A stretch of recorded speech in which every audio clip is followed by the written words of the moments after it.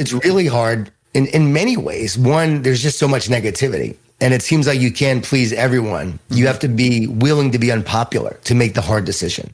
And leadership is based on principle, not circumstance. Get ready to take some good notes. This is a good interview with a good man. His name is John Gordon. Let's welcome him now.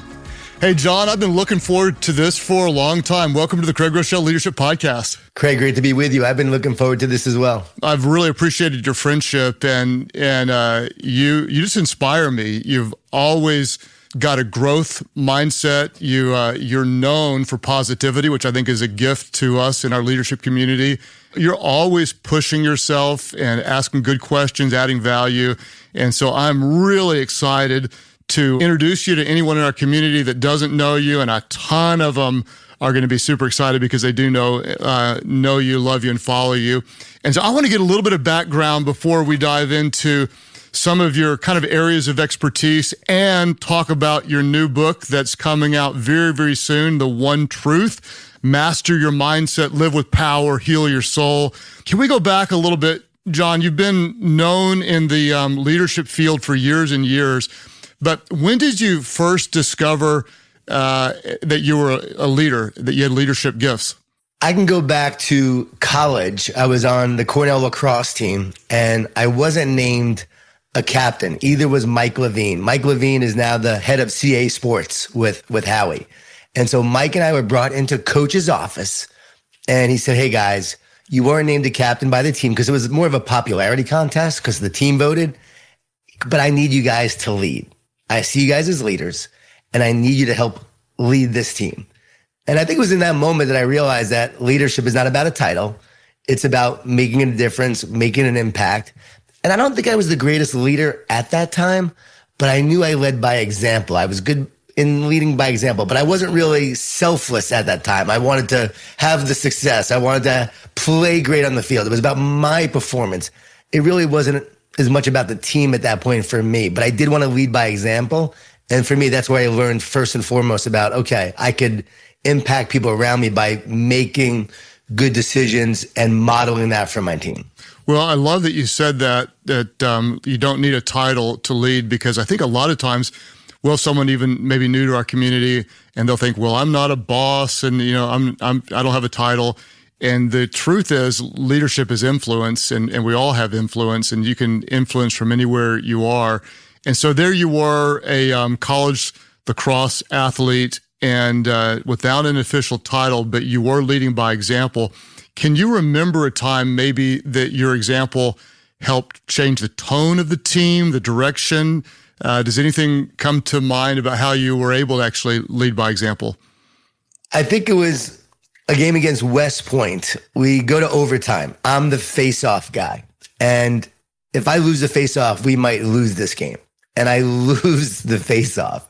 And the guy is running down the field. And I got so mad. I was so frustrated that I lost. I just sprinted as hard as I could to catch up to this guy.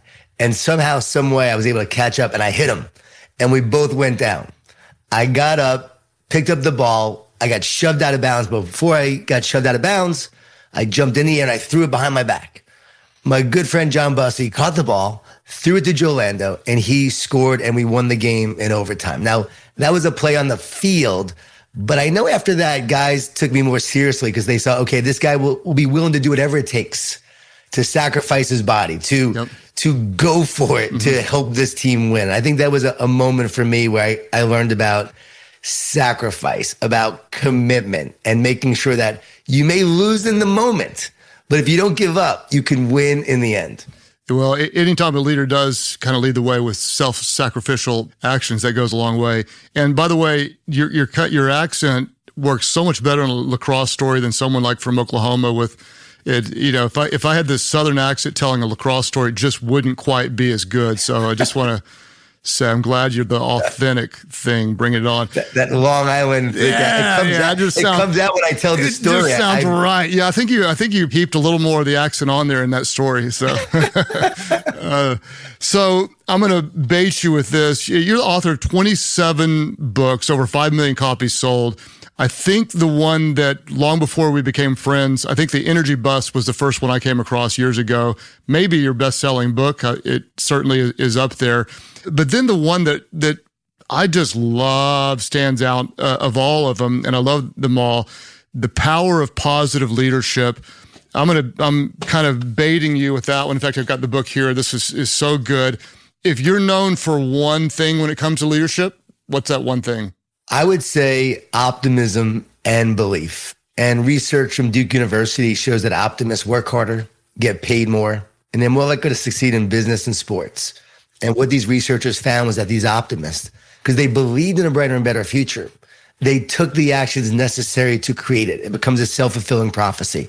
And so often what we believe determines what we create. And Craig, what's so interesting about this for me is that I'm not naturally a positive person, even though I'm known for optimism, belief, and positivity. But I've had to work really hard at it because I grew up in Long Island, New York, Jewish Italian family, a lot of food, a lot of guilt. My dad was a New York City police officer, undercover narcotics. And so my dad was not a very positive person. He was a loving dad, but one of the most negative guys on the planet. Craig, I remember when I first started speaking, my dad said, I can't believe people pay you to speak. When you were a kid, we paid you to shut up. I mean, that was my dad. That was the mindset I grew up with. So I really struggled with it in terms of my own belief, my own optimism. My wife almost left me when I was 31 years old. I'm fearful, stressed, negative. I lost my job during the dot-com crash. How am I going to pay the bills? How will I support my 2 little kids? And it was during that moment, though, when she almost left, where my optimism, my belief, my faith was actually beginning. That's where my faith was born, where I really turned to God in that moment and said, God, why am I here? What am I born to do? Like, what is my purpose? And it was in that moment, writing and speaking came to me. And then I found my purpose and wanted to be more positive. I realized my whole quest has been, okay, how can I get more positive and be better myself? And then help others get better. And whenever I would talk about optimism and belief, I just lit up. I got energized by it. And then working with leaders like Dabo Sweeney and Eric Spoelstra, Alan Mullally, who turned around Ford. I'm actually talking to him today, and he defined his leadership style as positive leadership. And now working with In-N-Out Burger, and they're using the power of positive leadership for their entire company. Every leader's reading that book, and I spoke to them several times now. Like, I know firsthand, and I know that this is like the way forward in terms of leadership. So for me, positive leadership is not Pollyanna positive. It's not ignoring reality. It's about maintaining optimism, belief, and faith in order to create a better reality. And our belief as a leader leads the way. Like, leadership is a transfer of belief. And if you don't have it, you can't share it. So you got to feed yourself every day in order to feed others. And that's what I know about positive leadership. Okay, so you have no idea how happy I am to hear you say you're not naturally a positive person. And I can imagine there's a lot of leaders out there right now that do wake up and they're going to see what could go wrong often before they see what could go right. If you grew up in more of a negative environment, and maybe your parents, they loved you a lot, but they were hard on you, or maybe you had some coaches that weren't as positive, was there a moment or was there an evolution? How did you start to discover that a different mindset could be way more helpful in your leadership? Such a great question. I know for me, I saw how I started to change my mindset by taking these walks of gratitude every day. Because here I was wanting to be more positive. So I started to research all the ways I could be more positive. This was during the emerging field of positive psychology. And so this is 2001, 2002. So I'm writing these ideas down that I'm reading about. I'm now practicing some ideas. I'm an application guy. So I'm actually taking some of these concepts and then figuring out ways to apply it to my life. And next thing you know, I started to share this with others. I had a newsletter all the way back in 2002. 5 subscribers, Craig. My mother, my brother, my best friend from college. I'm sending these tips out to people and they start doing them. But more importantly for me, I'm like, oh, wow, they're working. Like the walk of gratitude every day, research shows you can't be stressed and thankful at the same time. So if you're feeling blessed, you won't feel stressed. So I'm taking this walk every day and I'm literally feeling different. I'm feeling better. My wife starts to notice a difference in me immediately, like within a week. She sees a difference. So now I'm changing how I'm thinking, how I'm feeling. So I'm seeing this impact firsthand for me. I start sharing this with others and I see how they're now being impacted by it and they're saying it's working for them. I started a success journal. So every night you go to bed, you share your success of the day. Mm-hmm. What's the one great thing that happened today? Not all the things that went wrong. What's the one thing that went right? And you focus on that. It's like golf. When we play golf, we don't focus on all the bad shots. We focus on the one great golf shot we had, and it makes you want to play again and again. So this causes you to take on life instead of retreating from life. Mm-hmm. And so that was an idea as well. So I started putting these ideas into practice, and then literally from the inside out, I started to change.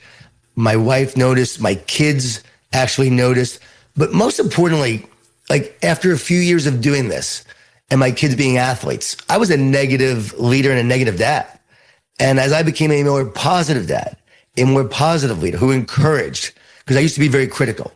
I'm that guy that you don't want to be as a parent on the sidelines. I now help those guys because I was that guy. But I changed, started to really encourage my kids, especially my daughter, and I saw them transform because of how I changed as a leader. First of all, I want to tell you that I 100% agree with what you're saying, that gratitude is a game changer for the sake of some people out there going, oh, come on, John. Like gratitude walk. I can almost feel it. And what I want you to do is I want you to try to answer the why and the what. First of all, what I want you to do is tell me, why would going around thinking about what I'm grateful for, why? Like deeper than just if you're, blessed, you're not stressed, but like neurologically and what's happening in your body. And then secondly, I'd like to hear the what, like specifically what'd your family notice or what became different in your leadership. So if I'm going back, like a gratitude walk, come on, man. I mean, that's just like cheesy, positive thinking, whatever.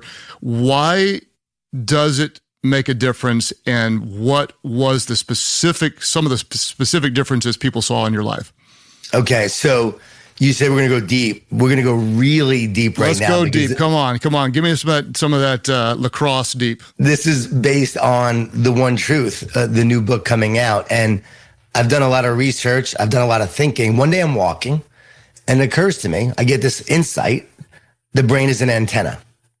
It's literally an antenna, not an analogy. No, it's an antenna. 86 billion neurons, and we have a transmitter and receiver on our neurons. Well, guess what? Every day, you're tuning into a frequency. You're tuning into a positive frequency or a negative frequency. There are two main frequencies that we can tune into. There's the old Cherokee story of the two wolves inside of us. And the one that you feed, that's the one that grows. So feed the positive instead of the negative. We know in the garden, there were two main frequencies. There was the voice of God and there was the voice of the serpent, the voice of the enemy. And so every day you're living your life, you're tuning into these negative thoughts or positive thoughts. And here's the deal. Negative thoughts are always coming in. And I ask people all the time, especially professional athletes when I work with them, do your negative thoughts come from you? And they always go, yeah, they're in my head. But here's the next question. If you believe your negative thoughts come from you, who would ever choose to have a negative thought? Would you ever choose a negative thought? And I know you've written books on this, Craig, and I've talked a lot about this. Negative thoughts are always coming in, but no one has ever found a thought inside of the brain. I've asked neuroscientists, they haven't. They exist in a spiritual place. So we're tuning into those thoughts in a spiritual place from a negative standpoint or a positive standpoint. If your brain is an antenna, you can tune into a more positive frequency. So years ago when I was doing this, I didn't realize this is what I was doing, but I was elevating my state of mind. There's a high state of mind and there's a low state of mind. Negative thoughts will lower your state of mind. They will separate you and divide you. The root word for the Greek word for anxious means to separate and divide. And so negative thoughts separate us. Fear divides us. Negative thoughts separate us from ourselves, from others, and also from God. So we feel disconnected. And if you look at all mental health challenges and mental health issues, they all include separation, a feeling of disconnection, aloneness, and isolation. So we move towards separateness. And the more we do, we move from positive to negative. But as we tune that dial more towards the positive and the positive frequency, we begin to unite. We elevate our state of mind. So TUNE is an acronym, trust and truth. So while you're walking, you practice trust, you're trusting God, and you're speaking truth to those lies. And so instead of the lies that you're listening to, you speak truth to them. Talk to yourself. Don't listen to yourself. So the gratitude is a great way to do that. Trust and truth. Then you is unite with love. I'll get to that in a second. N is neutralize the negativity. So you're practicing gratitude. You're neutralizing the negativity. You're appreciating. And when you appreciate, you elevate. You elevate your mood, your performance, the people around you. You fill your body and brain with these hormones that uplift you rather than the stress hormones that slowly drain you and slowly kill you. And I'm convinced these hormones, I'm convinced that this frequency, all of that is a byproduct of the result of tuning into that higher frequency. So our body feels better. Our brain starts to feel better. Our antenna literally starts to operate at a higher frequency, tuning into those more positive thoughts. This is a revolutionary idea. People haven't talked about this before, and I'm sharing this in the One Truth. And then we neutralize that negativity. We elevate our thinking, and that is the E. We elevate our thinking. And this is what gratitude does. It elevates our thinking to a higher level, thinking those positive thoughts. Right. Abundance flows into your life when gratitude flows out of your heart. And I think about my wife, Greg. I've been telling this story just recently. My wife is 55. She was complaining that she was getting older. She's not feeling the same like when she was younger. She's sore all the time. She's not going to be like when she was younger. I said, honey, come on. We got to stop this thinking. I go away for a speaking engagement. I come back. She's like a different person. She's now walking around the house. She's all energized. She's light and free. I'm like, all right, what's going on here? Like, what happened to my wife? Did you get a boyfriend or something? She's like, no. She goes, I just talked to the health coach. She did this intensive testing where they look at your genes, your DNA, your blood work, everything. She goes, they said I had something really rare. They told her, this is unique. We don't see this often. They told my wife, you have the genes of an Olympic athlete. So now she's walking around the house going, an Olympic athlete. You want to play tennis tomorrow? I'll crush you because I'm an Olympic athlete. And she's literally thinking differently. I am powerful. Mm-hmm. I am strong. I am a champion. She's now working out a whole lot harder. She's not sore anymore. The pain went away. I kid you not. What changed? Her thinking. And when we think differently, neurologically, we have neural pathways that are created. But I'm convinced what we're going to find out in the future is that we literally will elevate the frequency of our antenna. And a healthy antenna will tune into a higher frequency and more positive thoughts. A damaged antenna, which is what negative thoughts do, and all the substances that are affecting our brain in many ways, and also read brain energy. Guy talks about the metabolic process that's affecting the mitochondria of our brain. We lower the frequency, and as you do that, you'll tune into more negative thoughts. So gratitude elevates your frequency, elevates your thinking, elevates your state of mind. Next thing you know, you start to feel different, you start to act differently, and then you start to literally draw more things to you in a positive way. So I think the quote was, I tried to write it down, abundance flows into your life when gratitude flows out of your life. That's out of your heart. Out of your heart. Okay, very good. From a Christian perspective, I kind of think we were talking about, do not be conformed to the patterns of this world, but be transformed by the renewing of your mind. So changing how you think. And we're even taught to capture any wrong thought. And the way it's phrased in the Bible is to make it obedient to Christ. So if there's a thought that's in the wrong direction, we're going to grab it and say, no, that's not the right thought, and we're going to replace it with truth. I want to ask a little bit of clarity because, and you alluded to this, but let's say I'm leading something and we've got the culture's not great at our organization, expenses are out the roof, revenue's down, and I'm looking at a lot of things that are negative. How does a positive mindset change that? What do I need to? How do I need to think in order to lead our team out of what maybe is a very realistically bad situation into one that's better? Positive leaders don't attack people; they attack problems. So we look at the problem. We say, "Okay, this is a challenge. We have to address this," and then we talk about it, and we have a real conversation about the challenge we're facing, the adversity we have to overcome, and then we look forward. We have to find a way forward. Positive leaders are always looking forwards, not backwards. We were here yesterday, but here's where we're going now.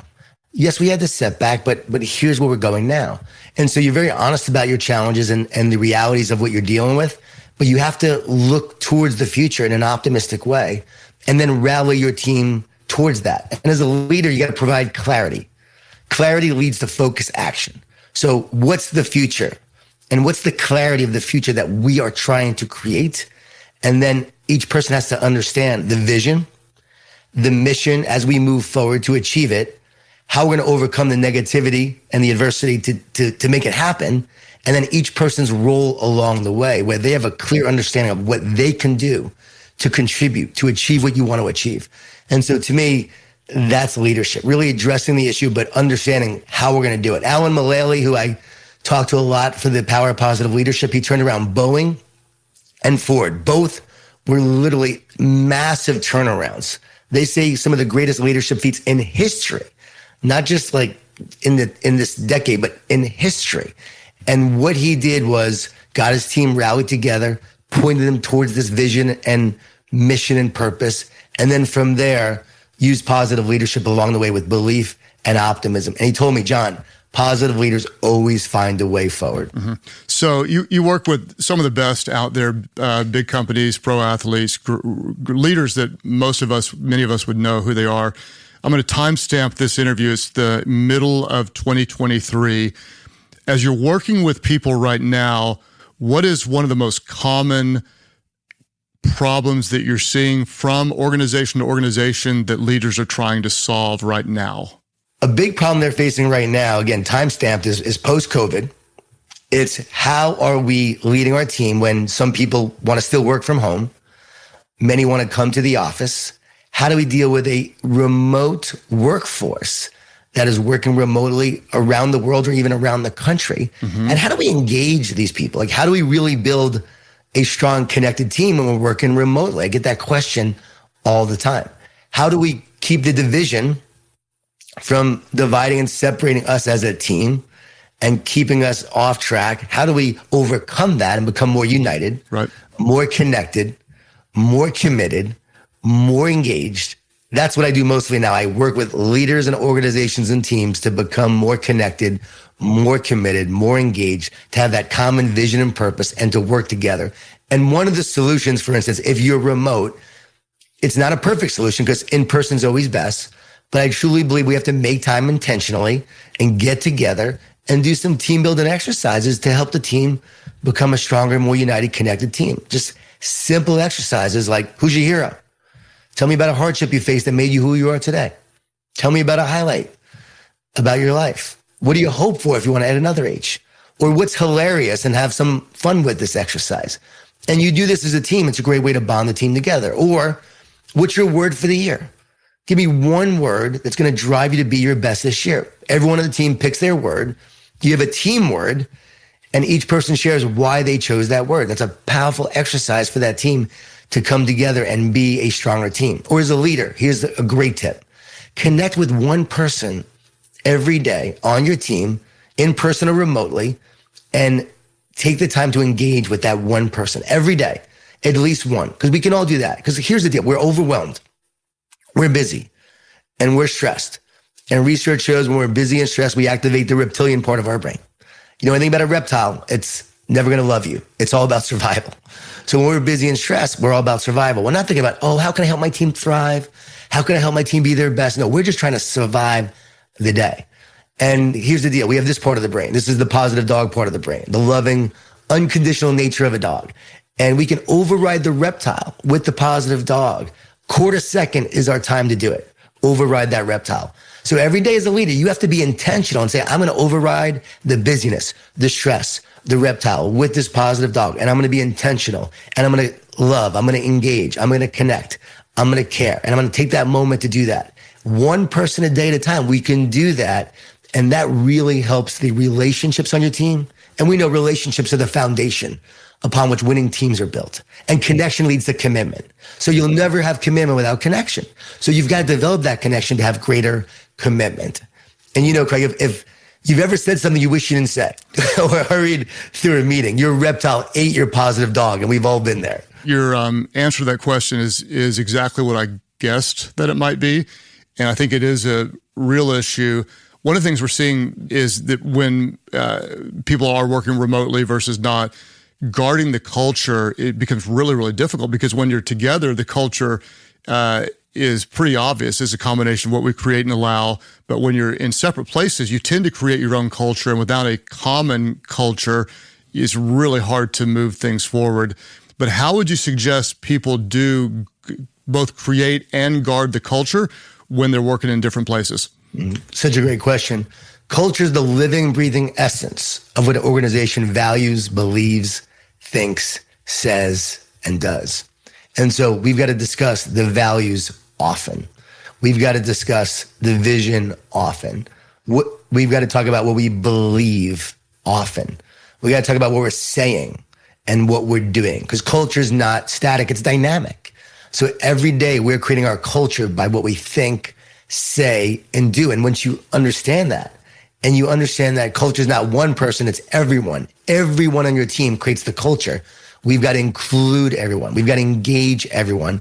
And we've got to talk about our values. And when you know your values, you show your values. All right, we know them. Let's show them. And I often say, everyone has a mission statement today, but only the great companies have people on a mission. So what are we doing on a daily basis to be on a mission? How are we bringing this to life? And you know this well, tell stories. Tell stories that bring the culture and the values to life and reinforce those values. So when people are remote, let's share the stories that are bringing the culture to life. Who's doing what? Oh, Jane did this and it was amazing. Great job, Jane. Hey, Bob did this and wow, it worked really well when Bob did this. And man, he was exemplifying the culture and this value when he did that. So you start to highlight it. You reinforce it. And what we reinforce, we start to see a lot more of. And so when you're remote, people need to feel like they're part of the team and part of something bigger than themselves. And that's where we talk about, okay, what's our vision? What's our mission? Doug Conan told me that every meeting when he was leading Campbell Soup, he would talk about the vision and mission first and foremost. That's the first thing he said at every meeting. Here's our vision. Here's our mission: to build the world's most extraordinary food company by nourishing people's lives everywhere, every day. And what does it mean to you? And I think that's the key. Here's our vision and mission. Let's remind each other of what it is. What are you doing to live and breathe it? And what does it mean to you? And I'm a big fan of symbols and icons and things that allow you to really reinforce the vision and mission along the way. Yeah, I like the question, what does it mean to you? That's a good way to take what seems like a big mission and personalize it. I'm curious, John, again, you're out there on the front lines all the time. I've heard a lot of leaders say that at least in our lifetime, it seems like leading right now is more difficult than it's ever been before. Agree or disagree? I would agree. Mm-hmm. It's really hard in many ways. One, there's just so much negativity. And it seems like you can't please everyone. You have to be willing to be unpopular to make the hard decision. And leadership is based on principle, not circumstance. So these are our principles. And yes, this circumstance or this popularity will result from this, but I've got to make that hard decision anyway. You asked me a problem earlier. Another problem is that people have trouble having difficult conversations these days because we don't know how to address problems without attacking people or about being perceived as negative. And so I'm working on a book with a colleague about difficult conversations, and they don't have to be difficult. And we have a STAR 3 model. I'll share with you real quick. STAR 3, the S stands for small ego, big mission. So as a team, let's get together and let's have a difficult conversation. And again, this is team conversations, not individual conversations. So as a team, let's come together and let's have small egos, big mission. What's our mission? Let's remember that. Lose the ego as we talk about what's important. T, tell the truth. This is really hard because sometimes we don't want to tell the truth or we're scared to tell the truth. We don't want to rock the boat. So we have to make sure we're telling the truth. Seattle Seahawks have Tell the Truth Mondays. Pete Carroll implemented that. I love that. Every Monday after Sunday, churches might do the same. Hey, what did, I know that's why you're smiling. What did we do well? What could we improve on? Who messed up? And when they talk about it, no one gets upset because they have a rule and it's part of their culture. We're going to tell the truth and no one takes it personal, right? So that's important. Then there's the A, assume positive intent. With so much negativity and issues going on, a lot of times we're not assuming positive intent. So that's important. And then R is R3, R cubed. Respect. Let's respect each other, even though we could disagree. I'll still respect you. I may not agree with your opinion, but I'll respect you. It's about the relationship. Don't sacrifice the relationship with one argument. Maintain your relationships. During COVID, there were a lot of people who disagreed about a lot of things. I had friends I disagree with. We had incredible conversations and debates, but we always said, let's maintain our relationship and not lose our friendship over this. And finally, the last R is rules of engagement. You've got to decide, and this is great for families, how we have our difficult conversations. What's our rules of engagement? Don't get emotionally charged. This is a great one for churches. There's no meeting after the meeting. And this happens in a lot of companies too. Everything you say has to be said in the meeting. You can't walk out of the meeting and go, that was stupid. You cannot do that. You have to say it in the meeting. There's no gossiping. I wrote the no complaining rule. You're not allowed to do those things.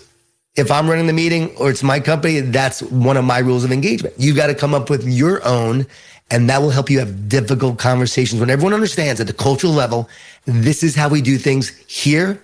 This is how we have difficult conversations, and this is how we put into practice. What does it look like? My team and I will say, we got to have a difficult conversation today. You ready? Let's go.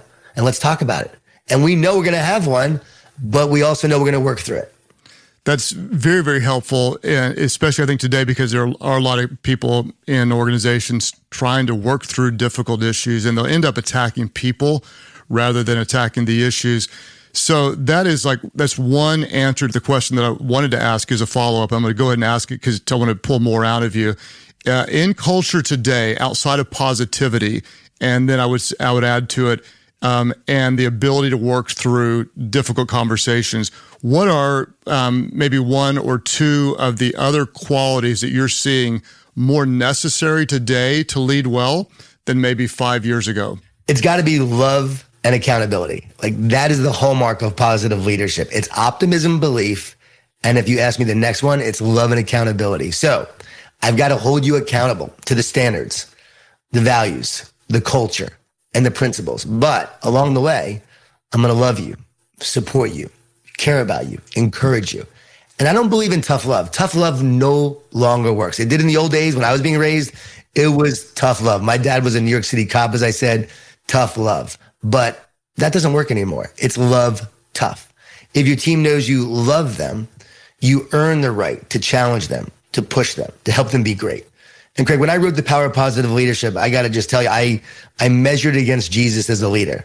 Every principle I wrote about, did Jesus lead this way? And as you know, he led with grace and truth and with love first and foremost. And then he could actually call you up to greatness and challenge you. And guess what? We have to do the same as leaders, and that's key. Dabo Sweeney is one of the greatest in the world at this. And everyone who's come and met him, Ed Milet, our mutual friend, visited him and was like, wow, you're right. I'm blown away. Seeing him in person, those players know he loves them, but man, he's going to hold you accountable and he's going to drive you to be your best. And here's the thing. If you love someone, you're not going to settle or let them settle for anything but the best. You're going to push them to the potential they can have. You're going to challenge them. You're going to love them along the way. But if you love someone, you've got to challenge them. As a father of a son and a daughter, I did it the wrong way initially, turning around. And as I started to love more, but still challenged, I saw them rise up. My daughter works with me now. She's a speaker.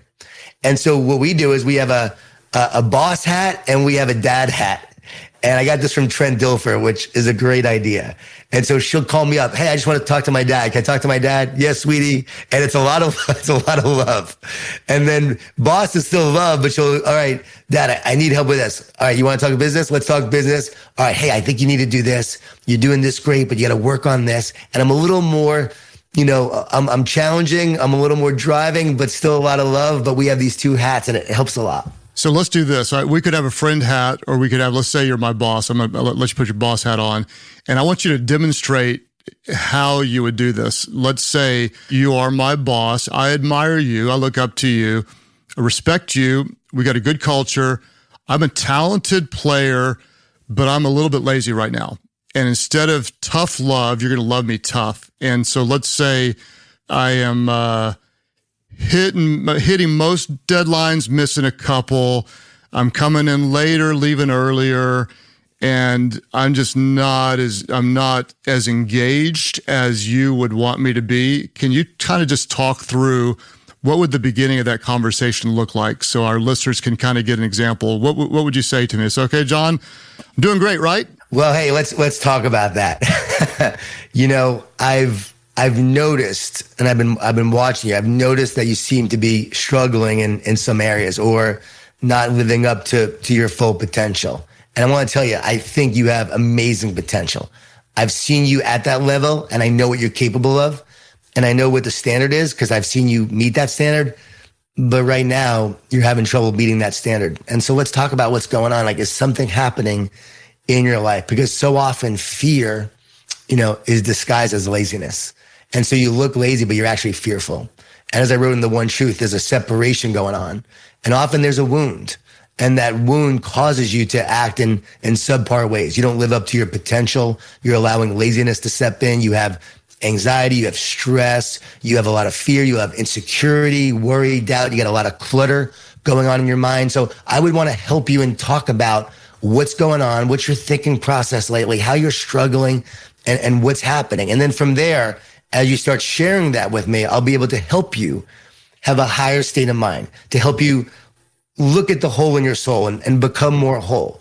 I'll look at you and help you realize what your challenges are. And you may not even realize that you're facing these challenges and this is what's holding you back. But then once we have this conversation, you'll see it very clearly. And then we can talk about what greatness looks like, what your best looks like.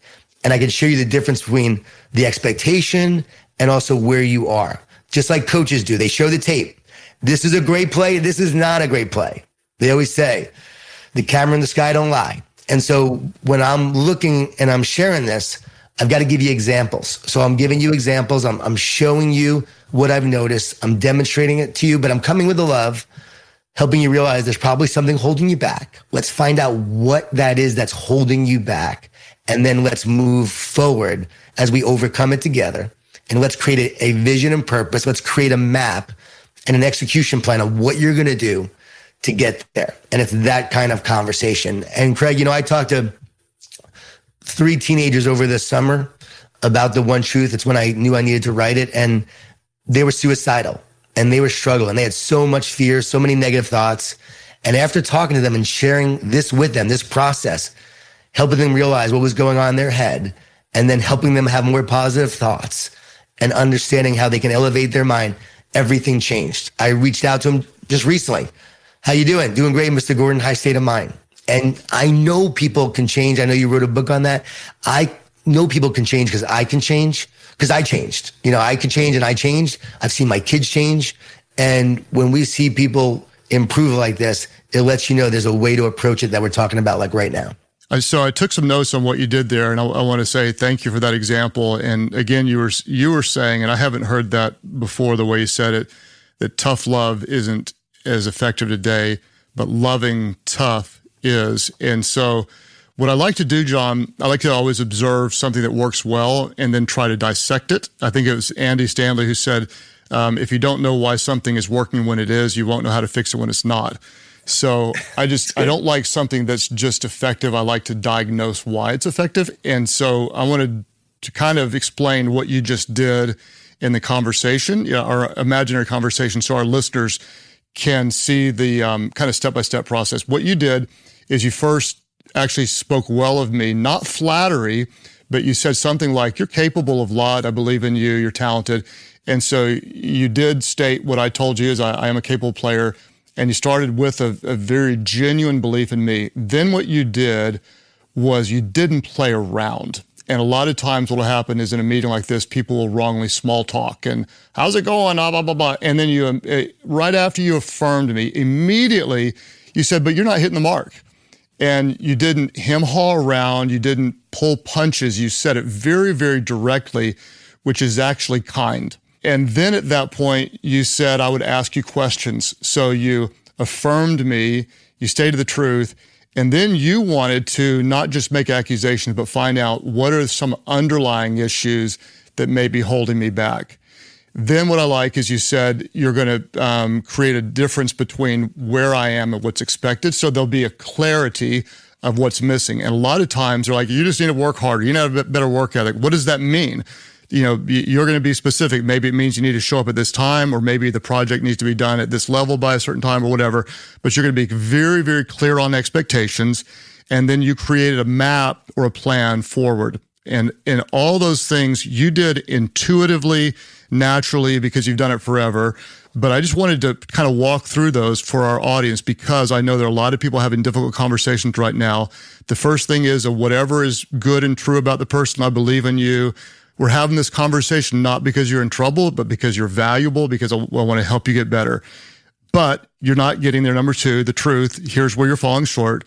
Three is, what's going on? What I found is a lot of times there's an underlying issue that is very real, that if I knew about it, we could actually help the person get through something difficult at home, or extenuating circumstances, or a mental block, or an insecurity, or like you said, a fear, and then a clarity of where we need to get, and then the map forward. So that's what you said. I thought that was very, very helpful.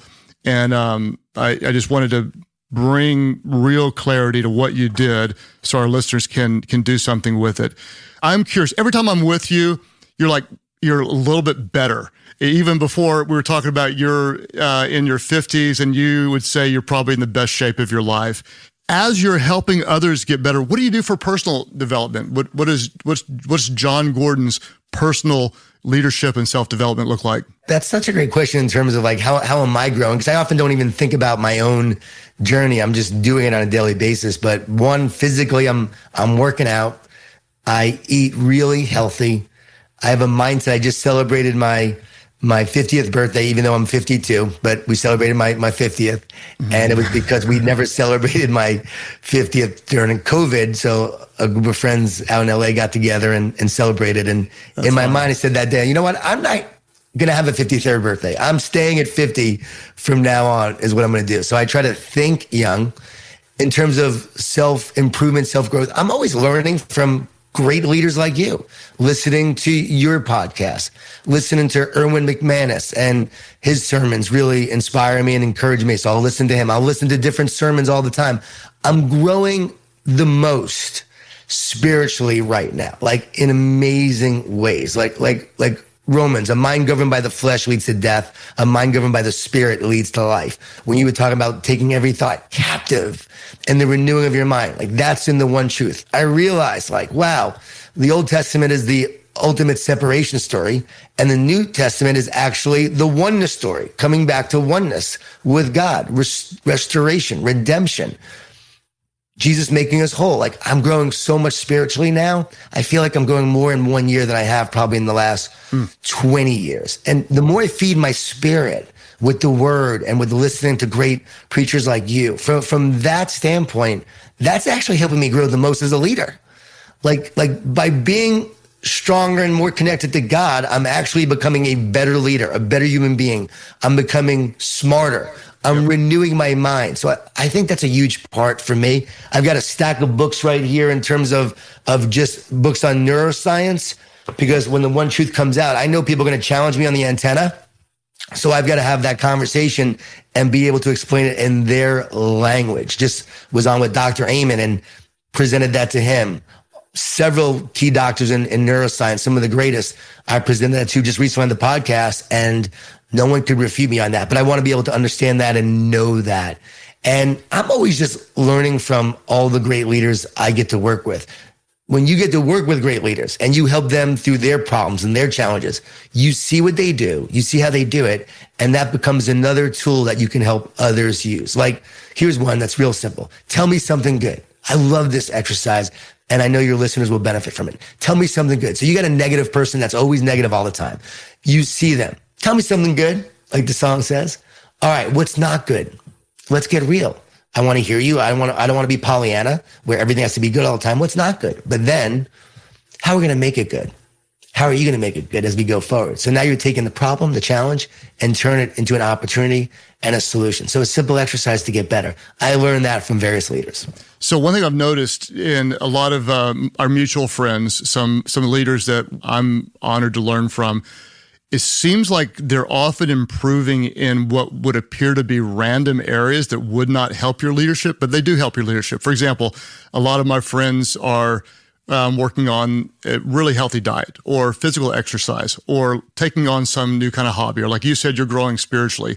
Like that seems unrelated to your leadership, but why is it, John, that learning in other areas complement and make you better as a leader? Because it's almost like when you play different sports and you play a combination of all these different sports.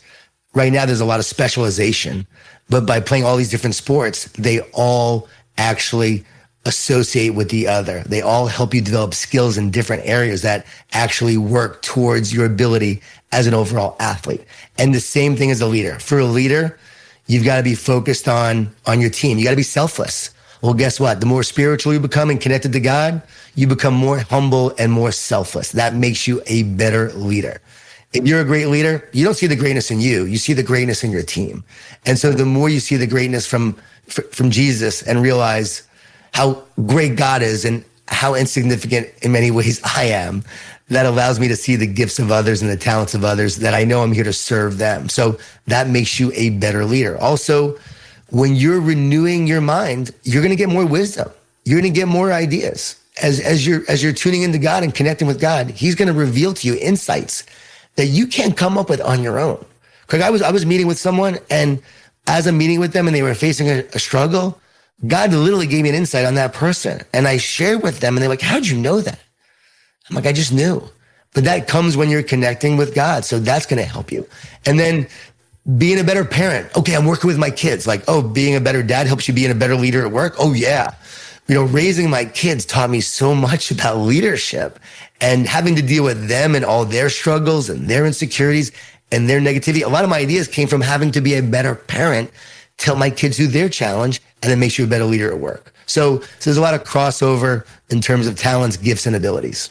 I like your teaching. You tell people to think like a rookie. And I would encourage, if there's someone listening right now that does feel stuck in their leadership, I would encourage you to find something new and unrelated and go attack it, take on a new hobby. I've talked about it a lot because I feel like I've learned so much, but I got my private pilot's license last year, and then this year I got my instrument rating. And it's totally unrelated to leadership, you would think, but it's unbelievable how many crossovers there would be. And for me, I'm rushed, don't have time to dot every I, cross every T. Well, when I'm flying a plane, I dot every single I twice, cross every T. And what it's done is it's made me way more deliberate and intentional. And then just the principles cross over. Think like a rookie. Why is that such an important principle in leadership? Because there's a curse of experience. And the curse of experience longs for the good old days. It complains about the way things are and becomes very unadaptable to change. Your knowledge, your wisdom is a gift, but if you're looking at the past and you have this experience that is holding you back, then it can become a curse. But a rookie doesn't know about the good old days. Rookies put their head down. They work hard. They believe anything is possible. And so with that rookie mindset, they're just going for it. And this came to me during the Great Recession years ago when I saw all the rookies winning all the awards and all the real estate companies I was going to speak to. No one was buying real estate, yet the rookies were selling real estate. And what happened was the veterans were like, oh man, the past. And it was a great market back then. And man, those were the times that I was just killing it. The rookies didn't know any better. They were working hard every day, building relationships, developing a following, helping their customers, and creating their good old days right now. Well, author and well-known leadership consultant John Gordon is our guest today. The new book coming out is The One Truth: Master Your Mindset, Live with Power, Heal Your Soul. You can pre-order the books now. And of course, if you listen to this later on, you can get the book whenever it's out. Lightning round just for fun, some quick questions that you do not know are coming. So I'm taking you completely off guard. Do you have a favorite leadership quote? Well, by the way, you've knocked me off guard this entire interview. So this is an incredible interview, and I would expect that from the best. So that's awesome. A favorite leadership quote. Leadership is not about what you do. It's about what you can encourage, inspire, and empower others to do. Powerful. Do you have an annoying habit, a leadership habit that you wish you could break? An annoying leadership habit. I think that from my own journey. Mine is speaking over people. Yeah, from my That heart. was a joke right there. I was just speaking over you. I'm actually giving you a second to think about it, and then I was speaking over you. Mine is speaking over people. I'm trying to break that. Yeah, okay, go ahead. That's awesome. No, from my heart, again, to be real vulnerable and transparent. Here I write about positive leadership. I know that one of my challenges, I get frustrated when people aren't thinking like I'm thinking, when they don't get the vision that I have, when things are taking longer than they should. Even though people think I'm this positive guy, I'm a driver, and I've got to really work at slowing down and helping people get on the bus with me and guide them along the way. And I get frustrated. I wish I did not get frustrated as much. I'm the same way. We try to say that we never say our people won't, but we say we have not led them to. Yes. So if they don't get it, it's because we haven't helped them to get it. Of all your books, you've written a lot of books. If you had one, besides the new one, The One Truth, if you had one book you'd recommend, which book is that? I always tell everyone, read The Energy Bus. It's where it all started. It is my most popular book, and people really seem to resonate with the message of you becoming more positive, helping your team through adversity, and no energy vampires allowed on the journey, deal with negativity, and moving forward as a positive team. So you help tons of leaders, world-class, very successful leaders. If you could spend a day with any leader just for fun and you'd walk away inspired, engaged, and challenged, who would that leader be? Could it be Jesus? I would definitely not be a pastor and say you can't say Jesus. So I would say the greatest leader of all time. The world keeps time based on his birth. Talk about influence. That's influence. That's leadership. And for me, I know it's like most people would say that, but for me, it's Jesus. I would also like to spend a day with Elon Musk. I'm not sure that I would be inspired by that in many ways, but I think I would love to learn about what his leadership philosophy is like and how he's built the companies he has, and spend some time doing that. I spent time with Evan Spiegel on Snapchat. I've actually worked with his leadership team. That was very insightful and encouraging, getting to work with his team. I can almost guarantee a day with Musk would be very interesting. I think it would be. So final lightning round question, proudest moment of your life that we might not expect? During COVID, my son was really struggling during that time. He was going to Clemson and dealing with some mental health stuff, like a lot of kids during that time, a lot of teenagers and college students. And he came home, and I was not traveling. And so it was during that time that we spent a lot of time together. And I was always on the road, and he was a competitive tennis player. And so we didn't spend as much time as I would have liked. I would go down and see him at IMG and try to spend some time with him. And he'd be like, yeah, okay, Dad, see you later. Here's my food, and thanks for my food. All right, see you, Dad. So we never really got to spend a ton of time together. And it was during COVID that we did. And I knew that was an important moment to spend a lot of time with him and invest in him and pour into him and just listen and not push and just love and support and just be there for him during his most difficult time. And I think that was my proudest moment, because we grew so close together, and to see the darkness, pass through, to see him find his light, to find his faith, to really find God, during that time, to have a strong faith now, to see him grow.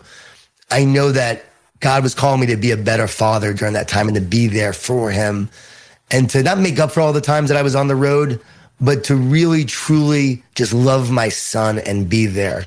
And I think for me, that was the most special time in my life in many ways, the most redemptive time. I saw God work in incredible ways. My faith grew so much during that time, how he will take your pain and turn it to a greater purpose. And that's honestly what I'm proud of. It's not speaking at all these big events and doing this work with all these teams and work with the Dodgers and the Rams and the Miami Heat and all the organizations. It was spending time with my son, knowing that I was able to help him through that time. And he graduates next week. So miracles can happen, Craig. Miracles. Congratulations. And just to our leadership community, I hope you'll hear and feel what John just said. And that is, if you have all the success outside the home and you're missing the relationships inside the home, you're missing what matters most of all. And the fact that you're proud of time with a family member over business accomplishments, I think that says a lot of your character. And I hope that our community would take what happens with those closest to us and value that most. I think that's a great lesson for all of us. John Gordon, you're a good friend. I'm always inspired by our time together. The new book, you can pre-order now. It's called The One Truth, Master Your Mindset, Live with Power, and Heal Your Soul. If someone has not heard of you yet and would like to connect with you more, learn from you, what's the best way to do that, John? Just go to johngordon.com, JON Gordon.com, or Instagram, Twitter. I'm always on there at JohnGordon11, JON Gordon 11. And Craig, one thing I still do to this day, my mission has always been to encourage and inspire as many people as possible, one person at a time. And so if someone has a kid that's struggling, a teenager that's struggling, needs some guidance, some help, that's something I will always do and make time for, to be able to help how I can. And so I want to encourage people, you can reach out to me on those channels, and I will do my best to respond or have my team respond, to be able to set up a time to help in any way possible. Now, if someone wants to write a book, that's a whole other story. Mm-hmm. I have a free webinar for that because I get asked that all the time. Yep. Writing 27 books. But if you ever need encouragement, that's what I'm here for. Well, that's an amazing, generous offer, and I've known that to be true. You've been there for me and many of my friends many times. So thank you for that. Hope that you guys can grab the new book when it comes out. It's all of John's books are helpful to you. And I want to say a big thank you to our leadership community. You guys are loud on social media. It's always fun to see you out there promoting an episode that's helpful to you. Go ahead and tag John if you do that, and he may repost you. I'll do the same. And be sure and get the Leader Guide. Again, we're going to put information on John with more questions on the Leader Guide. Go to Life.Church/leadership podcast. I want to encourage you, keep growing in your leadership, keep getting better, because we know that everyone wins when the leader gets better.